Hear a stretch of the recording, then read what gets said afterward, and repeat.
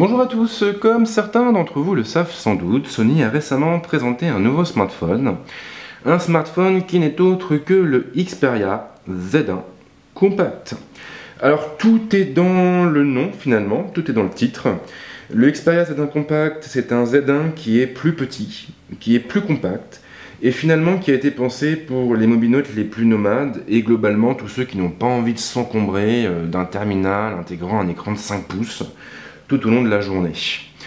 Puisqu'on en est à parler de ce quoi en fait, de pas grand chose, si de ses spécificités quand même, eh bien il faut aussi savoir que l'Xperia Z1 Compact a été pensé comme un photophone, et ce qui est intéressant c'est qu'on va retrouver à peu près les mêmes spécifications techniques que pour le Z1.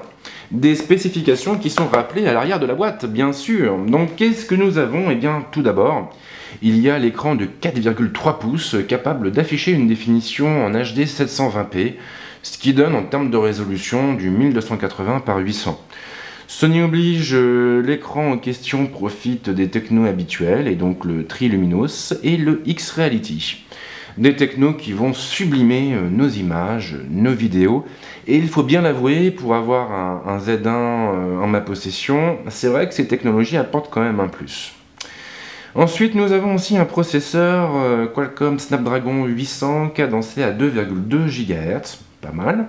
Il est épaulé par un GPU Adreno 330 et par 2 Go de mémoire vive. Au niveau de l'espace de stockage, on va être sur quelque chose qui va tourner autour de 16 Go avec un port pour carte micro SD, bien sûr. Et puis il y a le capteur, bien ça c'est, on peut difficilement ne pas en parler, c'est un capteur RS qui offre une définition de 20,7 millions de pixels, ce qui est quand même assez dingue. C'est le même capteur que pour le Z1, et on a aussi une puce Bion11, et on a aussi un objectif G-Lens, spécialement conçu par Sony.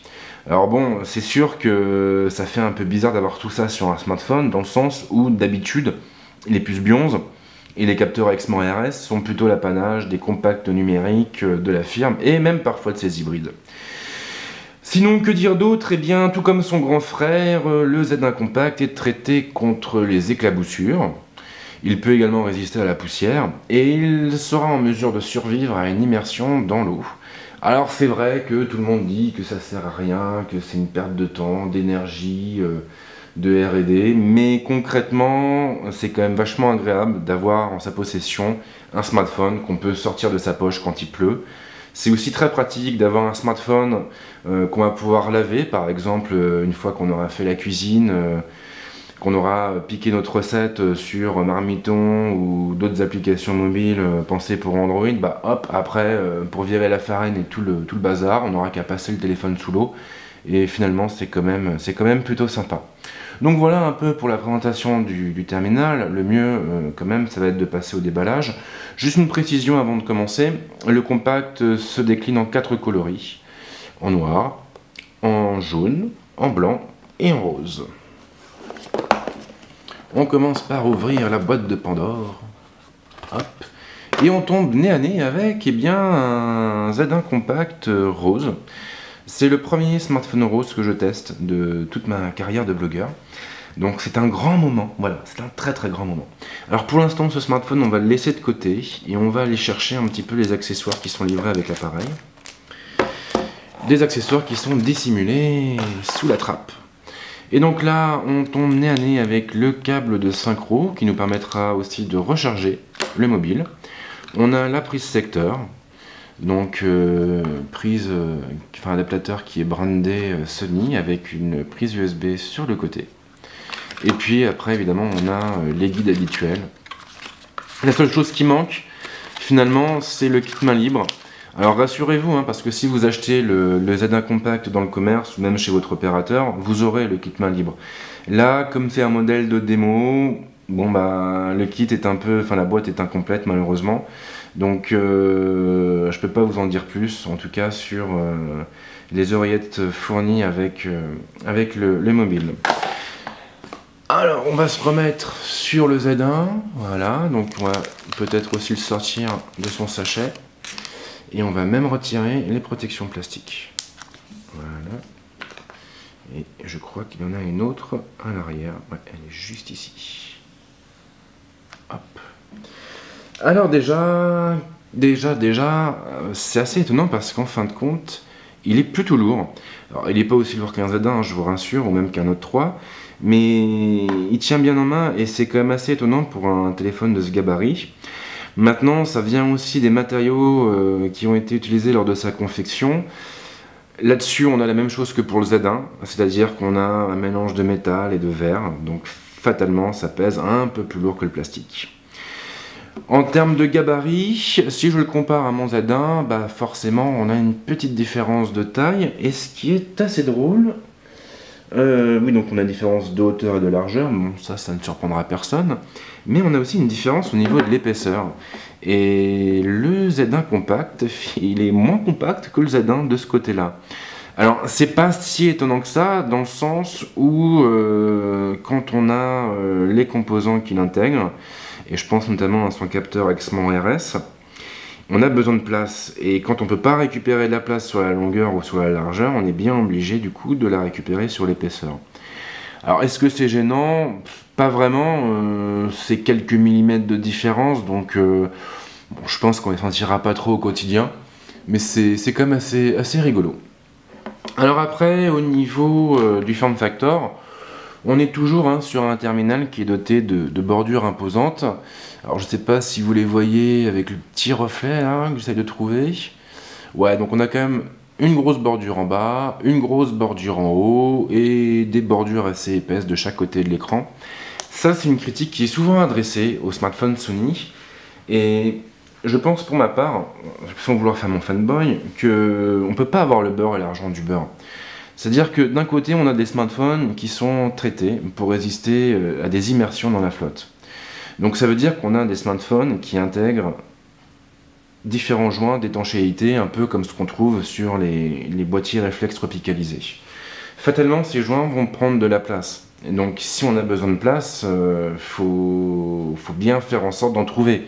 Voilà, c'est pas malheureusement, pour l'instant, on n'a pas encore la possibilité de faire beaucoup avec peu. Ou de faire peu avec beaucoup, peu importe. Mais ce qui est sûr en tout cas, c'est que voilà, il y a un prix à payer quand on veut un smartphone qui soit étanche et résistant à la poussière. Donc oui, on a donc des bordures qui sont assez imposantes.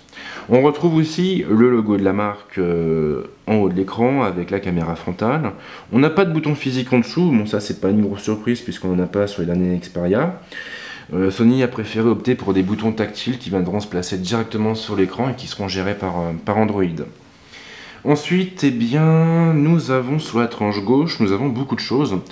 Nous avons 3 trappes. Alors, si vous n'avez pas le Z1 en tête, voilà. Sur le Z1, en fait, on a une trappe sur la tranche droite pour le port de la carte SIM. Et on a ensuite 2 trappes sur la tranche gauche pour le port pour les cartes micro SD et pour le port micro USB. Donc là, Sony a choisi d'intégrer en fait les 3 trappes sur la même bordure.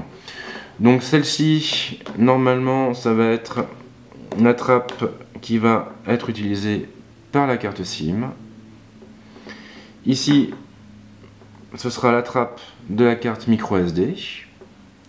Et du coup ici, nous avons le port micro USB. Alors c'est vrai que ça peut être gênant de devoir sans cesse enlever une trappe pour recharger son téléphone. Maintenant, là encore, faut bien raisonner en termes d'étanchéité. Il n'y a pas 10 000 solutions. Le port micro USB n'est pas traité pour résister à l'eau, donc il fallait bien le cacher, il fallait bien le dissimuler, le camoufler. Et Sony a donc intégré une trappe, a opté pour un système de trappe. Maintenant, ici, on va également trouver un connecteur qui va nous permettre de recharger le téléphone ou de le synchroniser en le posant sur un dock à acheter en option. Donc, quoi qu'il en soit, vous aurez tout de même l'embarras du choix. Alors, au niveau de ces trappes, contrairement à ce qu'on pourrait penser, elles sont assez résistantes. J'ai mon Z1 depuis 6 mois, je le recharge à peu près tous les jours. Et j'ai eu aucun souci jusqu'à présent. Donc, alors c'est sûr qu'il ne faut pas être non plus une brute épaisse. Mais ça résiste bien. Ça résiste bien, c'est quand même du solide. Sur la tranche droite, nous avons le fameux bouton de mise sous tension, le bouton Premium, qui fait office de signature pour tous les terminaux produits par Sony. Ici nous avons les deux boutons d'évolu au contrôle du volume et le déclencheur qui nous permettra d'accéder très rapidement à l'appareil photo. Et puis ici on a un trou, deux trous même d'ailleurs, qui vont nous permettre de passer en fait un câble et d'accrocher une dragonne. Le Z1 Compact a été pensé comme un photophone et on pourra l'utiliser comme un compact numérique. Donc ça peut être intéressant de l'accrocher autour de son poignet. Ici on a une grille qui protège le haut-parleur et le micro. Ici, je ne l'ai pas dit, mais on a une zone qui, je pense, doit dissimuler la LED de notification et aussi un autre haut-parleur. Et puis là, enfin, nous avons tout simplement la prise casque. Une prise casque qui n'a pas de bouchon, qui n'est pas sous une trappe, parce qu'elle a été traitée justement pour résister à l'eau. Et enfin, nous avons le dos du terminal, alors avec toujours son optique. On a ici un rappel d'ailleurs des spécifications du capteur, un capteur donc de 20,7 millions de pixels, qui est accompagné par un flash LED aussi. Et puis après, le logo de la puce NFC, le logo de la marque, le logo de la gamme, donc c'est quand même du traditionnel. Alors j'avoue que bon, je suis pas ultra fan du rose, hein, ça je vous le cache pas, mais quand même pour un téléphone rose, je trouve que le compact s'en sort assez bien et il est quand même très joli à regarder. J'aime bien ces tranches, je trouve que c'est sympa d'avoir teinté le métal. Alors maintenant évidemment ce qu'on va faire, c'est que nous allons essayer de le démarrer et bah, je l'ai déjà démarré en fait, donc tant mieux. Et malheureusement, nous n'avons pas l'assistant. Ah si, nous avons l'assistant qui démarre, mais je vais quand même redémarrer le téléphone. On va repartir de zéro, ce sera plus simple. Hop.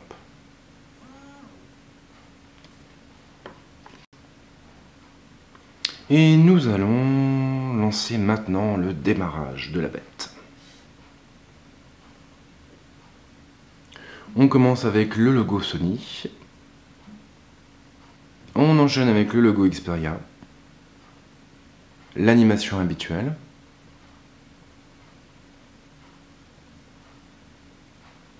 et on arrive sur l'écran de verrouillage avec l'heure et la zone pour le déverrouiller.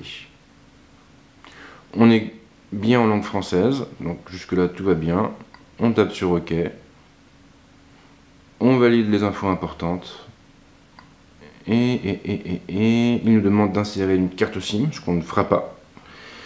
Et après on a une alerte qui nous informe de la façon, blablabla. Ouais, donc ça c'est pour les mises à jour en fait.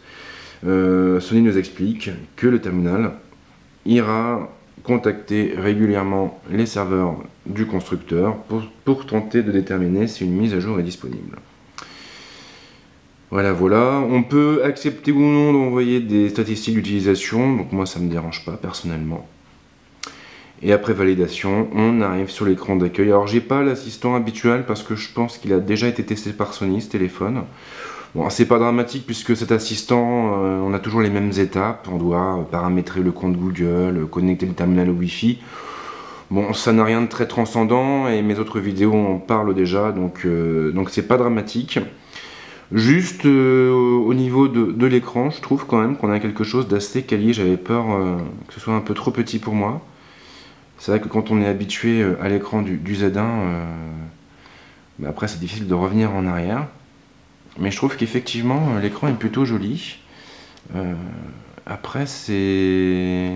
il n'y a pas de différence flagrante entre les deux.